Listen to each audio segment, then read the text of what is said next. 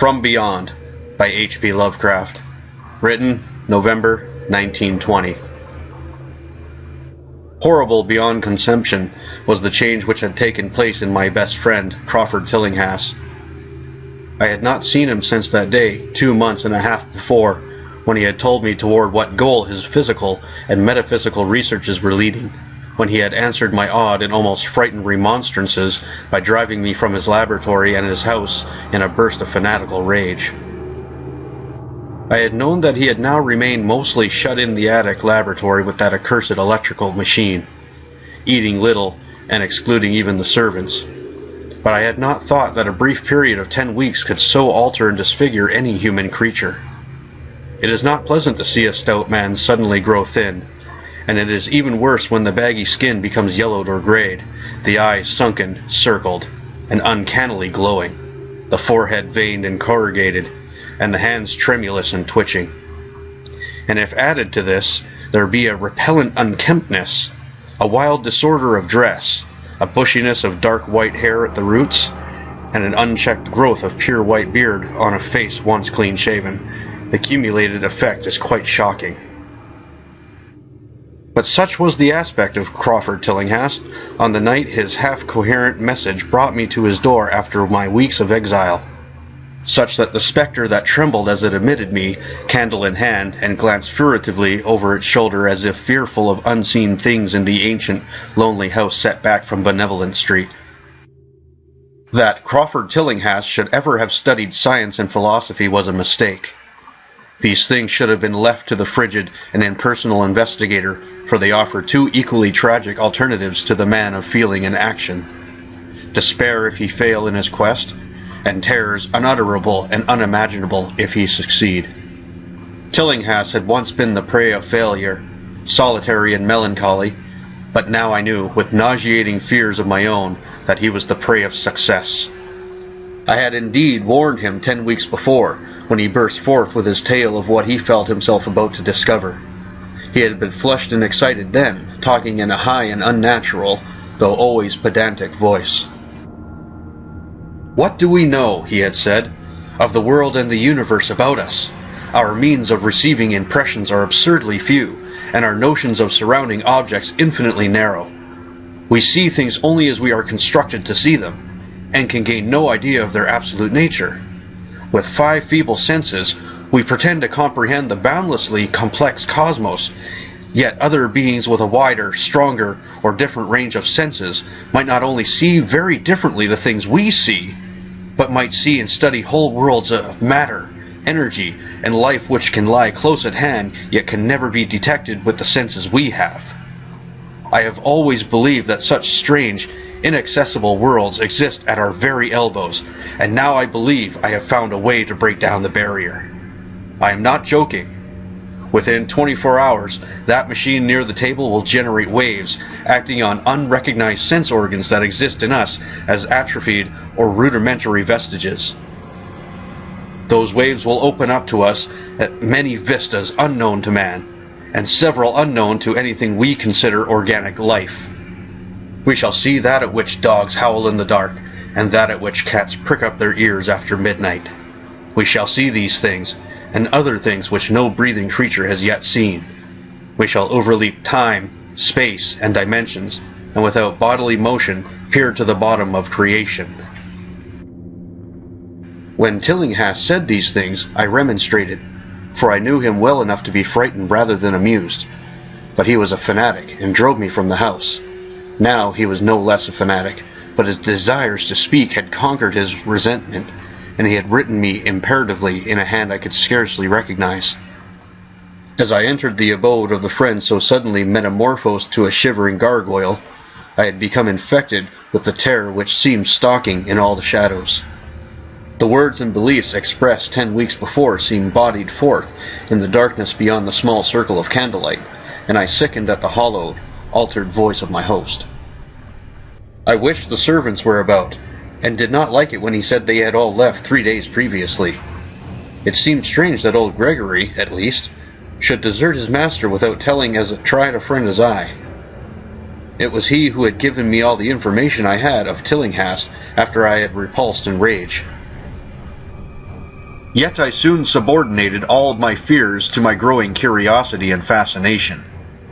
Just what Crawford Tillinghast now wished of me I could only guess, but that he had some stupendous secret or discovery to impart I could not doubt. Before I had protested at his unnatural pryings into the unthinkable, now that he had evidently succeeded to some degree, I almost shared his spirit. Terrible though the cost of victory appeared. Up through the dark emptiness of the house I followed the bobbing candle in the hand of this shaking parody on man. The electricity seemed to be turned off, and when I asked my guide, he said it was for a definite reason. It would be too much. I would dare not, he continued to mutter. I especially noted his new habit of muttering, for it was not like him to talk to himself. We entered the laboratory in the attic, and I observed that detestable electrical machine glowing with a sickly, sinister violet luminosity. It was connected with a powerful chemical battery, but seemed to be receiving no current, for I recalled that in its experimental stage it had sputtered and purred when in action. In reply to my question, Tillinghast mumbled that this permanent glow was not electrical in any sense that I could understand. He now seated me near the machine, so that it was on my right, and turned a switch somewhere below the crowning cluster of glass bulbs. The usual sputtering began, turned to a whine, and terminated in a drone so soft as to suggest a return to silence. Meanwhile, the luminosity increased, waned again, then assumed a pale outre color, or blend of colors which I could neither place nor describe. Tillinghast had been watching me, and noted my puzzled expression. "Do you know what that is?" he whispered. "That is ultraviolet." He chuckled oddly at my surprise. "You thought ultraviolet was invisible, and so it is. But you can see that and many other invisible things now. Listen to me. The waves from that thing are waking 1,000 sleeping senses in us, senses which we inherit from aeons of evolution from the state of detached electrons to the state of organic humanity. I have seen the truth, and I intend to show it to you. Do you wonder how it will seem? I will tell you." Here Tillinghast seated himself directly opposite of me, blowing out his candle and staring hideously into my eyes. "Your existing sense organs, ears first, I think, you will pick up many of the impressions, for they are closely connected with the dormant organs. Then there will be others. You have heard of the pineal gland? I laugh at the shallow endocrinologist, fellow dupe and fellow parvenu of the Freudian. That gland is the great sense organ of organs, I have found out. It is like sight in the end, and transmits visual pictures to the brain. If you are normal, that is the way you ought to get most of it. I mean, get most of the evidence from beyond." I looked about the immense attic room with the sloping south wall, dimly lit by rays which the everyday eye cannot see. The far corners were all shadows, and the whole place took on a hazy unreality which obscured its nature and invited the imagination to symbolism and phantasm. During the interval that Tillinghast was silent, I fancied myself in some vast and incredible temple of long-dead gods, some vague edifice of innumerable black stone columns, reaching up from a floor of damp slabs to a cloudy height beyond the range of my vision. The picture was very vivid for a while, but gradually gave way to a more horrible conception, that of utter, absolute solitude in infinite, sightless, soundless space. There seemed to be a void, and nothing more, and I felt a childish fear which prompted me to draw from my hip pocket the revolver I always carried after dark since the night I was held up in East Providence. Then, from the farthermost regions of remoteness, the sound softly glided into existence. It was infinitely faint, subtly vibrant, and unmistakably musical, but held a quality of surpassing wildness which made its impact feel like a delicate torture of my whole body. I felt sensations like those one feels when accidentally scraping ground glass. Simultaneously, there developed something like a cold draught, which apparently swept past me from the direction of the distant sound. As I waited breathlessly, I perceived that both sound and wind were increasing. the effect being to give me an odd notion of myself as tied to a pair of rails in the path of a gigantic approaching locomotive. I began to speak to Tillinghast, and as I did so, all the unusual impressions abruptly vanished. I only saw the man, the glowing machine, and the dim apartment. Tillinghast was grinning repulsively at the revolver which I had almost unconsciously drawn, but from his expression I was sure he had seen and heard as much as I, if not a great deal more. I whispered what I had experienced, and he bade me to remain as quiet and receptive as possible. "Don't move," he cautioned, "for in these rays we are able to be seen as well as to see. I told you the servants left, but I didn't tell you how. It was that thick-witted housekeeper. She turned on the lights downstairs after I had warned her not to, and the wires picked up sympathetic vibrations. It must have been frightful. I could hear the screams up here in spite of all I was seeing and hearing from another direction, and later it was rather awful to find those empty heaps of clothes around the house. Mrs. Updike's clothes were close to the front hall switch. That's how I knew she did it. I got them all. But so long as we don't move, we're fairly safe. Remember, we're dealing with a hideous world in which we are practically helpless. Keep still!" The combined shock of the revelation and of the abrupt command gave me a kind of paralysis, and in my terror, my mind again opened to the impressions coming from what Tillinghast called beyond. I was now in a vortex of sound and motion, with confused pictures before my eyes. I saw the blurred outlines of the room, but from some point in space there seemed to be pouring a seething column of unrecognizable shapes or clouds, penetrating the solid roof at a point ahead to the right of me. Then I glimpsed the temple-like effect again, but this time the pillars reached up into an aerial ocean of light, which sent down one blinding beam along the path of the cloudy column I had seen before. After that, the scene was almost wholly kaleidoscopic, and in the jumble of sights, sounds, and unidentified sense impressions, I felt that I was about to dissolve or in some way lose the solid form. One definite flash I shall always remember. I seemed for an instant to behold a path of strange night sky filled with shining, revolving spheres, and as it receded, I saw that the glowing suns formed a constellation or galaxy of settled shape, this shape being the distorted face of Crawford Tillinghast. At another time, I felt the huge animate things brushing past me, and occasionally walking or drifting through my supposedly solid body, and thought I saw Tillinghast look at them as though his better trained senses could catch them visually. I recalled what he had said of the pineal gland, and wondered what he saw with this preternatural eye. Suddenly, I myself became possessed of a kind of augmented sight. Over and above the luminous and shadowy chaos arose a picture which, though vague, held the elements of consistency and permanence. It was indeed somewhat familiar, for the unusual part was superimposed upon the usual terrestrial scene, much as a cinema view may be thrown upon the painted curtain of a theater. I saw the attic laboratory, the electrical machine, and the unsightly form of Tillinghast opposite of me. But of all the space unoccupied by the familiar material objects, not one particular was vacant. Indescribable shapes, both alive and otherwise, were mixed in disgusting disarray, and close to every known thing were whole worlds of alien, unknown entities.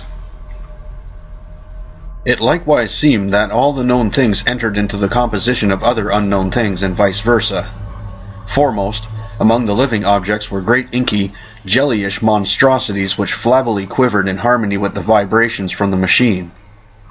They were present in loathsome profusion, and I saw to my horror that they overlapped, that they were semi-fluid and capable of passing through one another and through what we know as solids. These things were never still, but seemed ever floating about with some malignant purpose. Sometimes they appeared to devour one another, the attacker launching itself at its victim and instantaneously obliterating the latter from sight. Shudderingly, I felt that I knew what had obliterated the unfortunate servants, and could not exclude these things from my mind as I strove to observe other properties of the newly visible world that lies unseen around us. but Tillinghast had been watching me and was speaking. "You see them? You see them? You see the things that float and flop about you through every moment of your life? You see the creatures that form what men call the pure air in the blue sky? Have I not succeeded in breaking down the barrier? Have I not shown you worlds that no other living men have ever seen?" I heard him scream through the horrible chaos, and looked at the wild face thrust so offensively close to mine. His eyes were pits of flame, and they glared at me with what I now saw was overwhelming hatred. The machine droned detestably.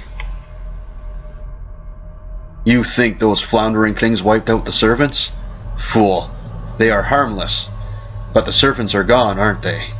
You tried to stop me. You discouraged me when I needed every drop of encouragement I could get. You were afraid of the cosmic truth, you damn coward. But now I've got you. What swept up the servants? What made them scream so loud? Don't know, eh? You'll know soon enough. Look at me. Listen to what I say. Do you suppose there are really any such things as time and magnitude? Do you fancy there are such things as form or matter? I tell you, I have struck depths that your little brain can't picture. I have seen beyond the bounds of infinity and drawn down demons from the stars. I have harnessed the shadows that stride from world to world to sow death and madness. Space belonged to me, do you hear? Things are hunting me now, the things that devour and dissolve, but I know how to elude them. It is you they will get, as they got the servants. Stirring, dear sir? I told you it was dangerous to move.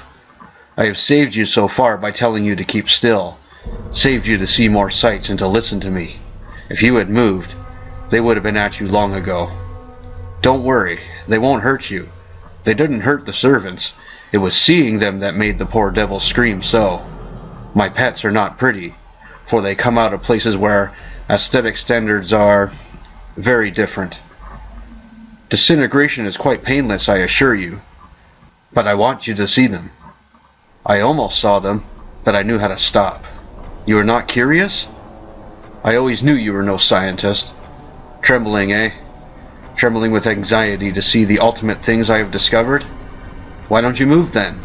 Tired? Well, don't worry, my friend, for they are coming. Look! Look, curse you, look! It's just over your left shoulder.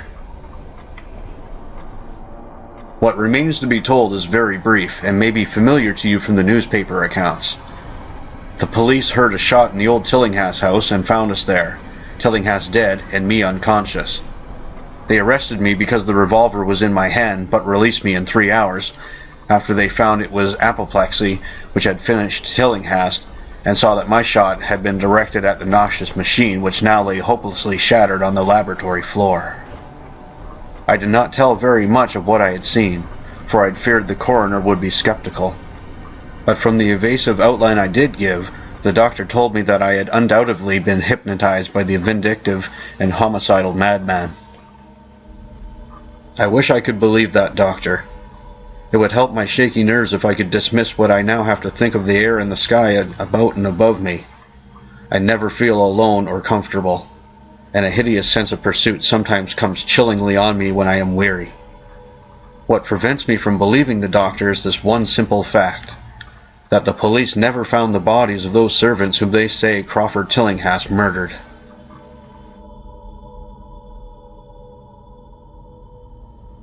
You've been listening to H.P. Lovecraft's From Beyond, read by Bobby Rayfuse.